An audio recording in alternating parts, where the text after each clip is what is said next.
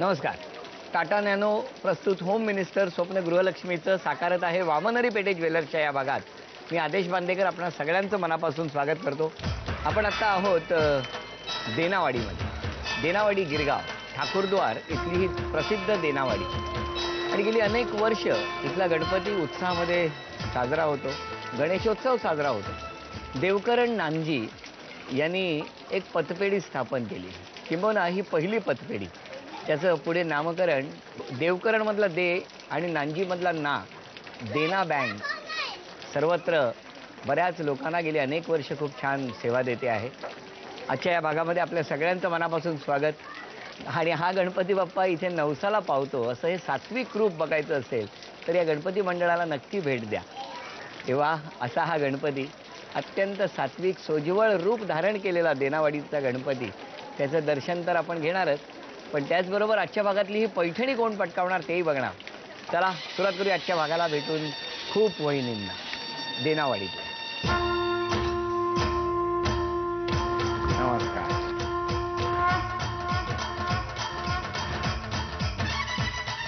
नाव सांगा. सौ वैभवी गोखले. घाबरलाय? नाही नाही ना. पद्मिनी सुनील रायकर. नंदिनी निवेश काळे. सौ रजनी संपत ठाकूर. सौ रती पुळेकर. सौ मीनल अजित वैद्य.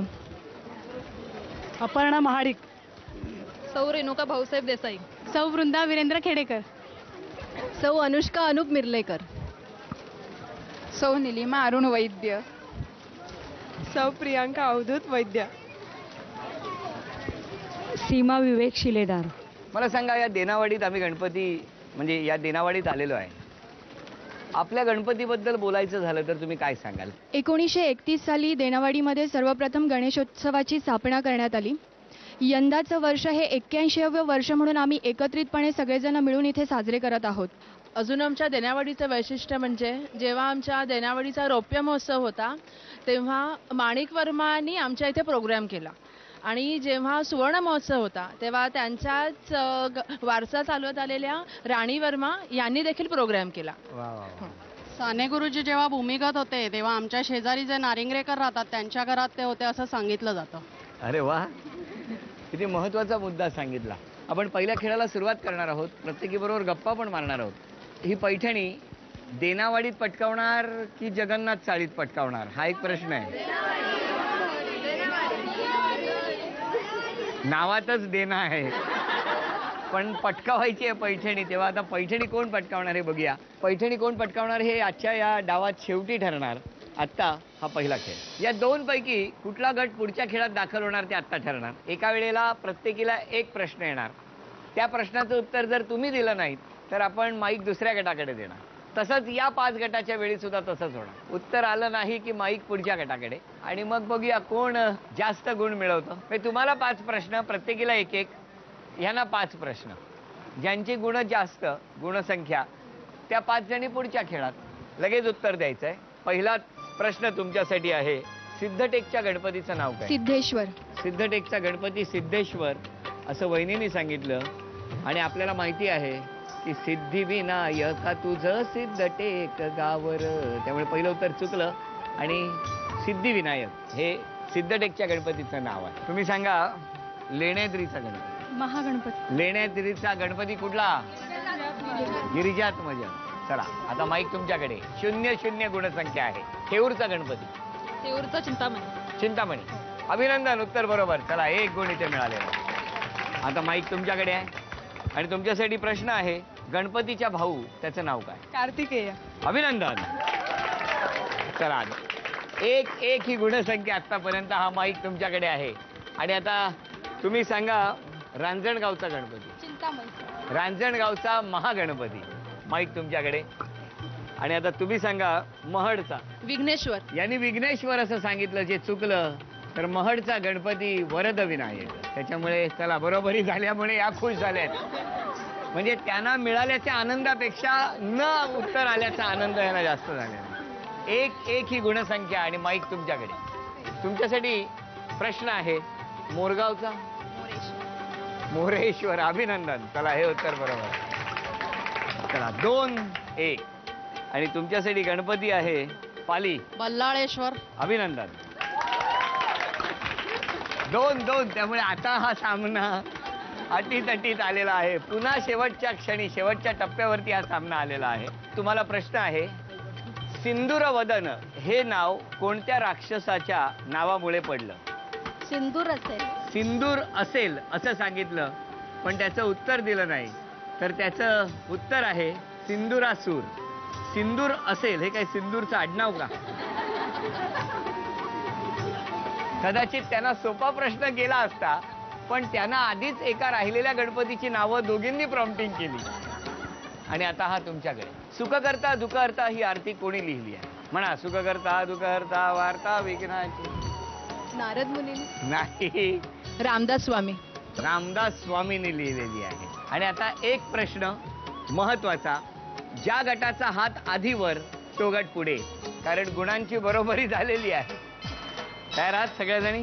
थोडा सोपा विचारतो म्हणजे सगळ्यांचे हात वर आहेत. महत्वाची सूचना, हात वर करून जर उत्तर चुकलं तर दुसरा गट पुढे जाणार, एवढं लक्षात ठेवा. चला, आणि हा प्रश्न आहे, मंगळवारी येणाऱ्या संकष्टी चतुर्थीला काय म्हणतात? अंगारकी संकष्टी. अभिनंदन. त्यामुळे हा गट, या गटातल्या या 5 जणी पुढच्या खेळात दाखल झालेल्या आहेत. गणपती बाप्पा मंगलमूर्ती, मंदिर मामा की. गणपती बाप्पाची कंठी अचूक बाप्पाच्या गळ्यात घालायची आहे. थोडक्यात इथे ती चिकटवायची आहे. तर बघूया सगळ्यात जवळ किंवा अचूक कंठी या लाल रेषेच्या मार्कवरती ज्या वहिनी चिकटवणार त्या वहिनी पुढच्या खेळात जाणार. त्या आता बघूया या 5 जणींपैकी कोण पुढच्या खेळात जात आहे. 1, 2, 3. चला.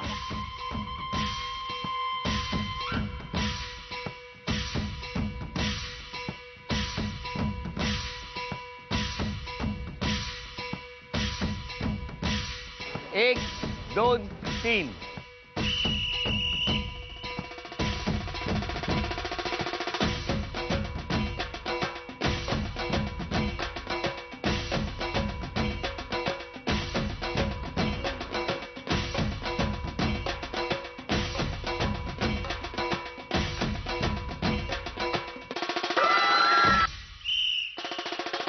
एक, 2, 3. चला.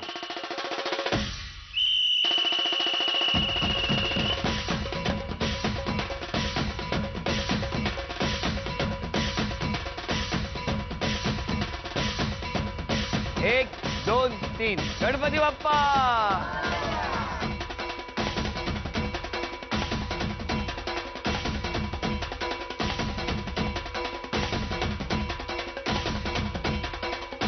एक, 2, 3, 4, 5 या क्रमाने हा खेळ जर आपण बघितला तर सगळ्यात जवळ ज्या वहिनीने ती कंठी अचूक लावली तो होता नंबर 1. अभिनंदन. या 5 जणींपैकी या वहिनी पुढच्या खेळात गेलेल्या आहेत. वहिनी नाव सांगा. रजनी संपत ठाकूर. बर. आणि तुमचं माहेर कुठलं? देनावाडी. माहेर देनावाडी. हो. सासर देनावाडी. हो. हे कसं काय? सासर कामतचाळ आहे पण आम्ही आता रूम इथे घेतली. आता नाही हो, पण तेव्हा इकडल्याच्या इकडे कसं काय सगळं? Love marriage. मग काय गणपतीत? मग कुठे? इथेच झालं. इथेच कसं असं होईल? ते बाजूच्या वाडीत राहायचंय. ते बाजूच्या वाडीत राहायचे, तुम्ही या वाडीत या राहायचा. वाडीत राहायचं. मग त्यांचं या वाडीत काय काम होतं? नाही ते समोरासमोर दिसायचे. समोरासमोर दिसायचे. वा वा, छान. आता खुश होतील ते. हो ते काय आहे. हा, मग जिंकल्यानंतर उचलून घ्यायला लागेल ना. त्याची प्रॅक्टिस करतायत ते. पण अभिनंदन, अभिनंदन.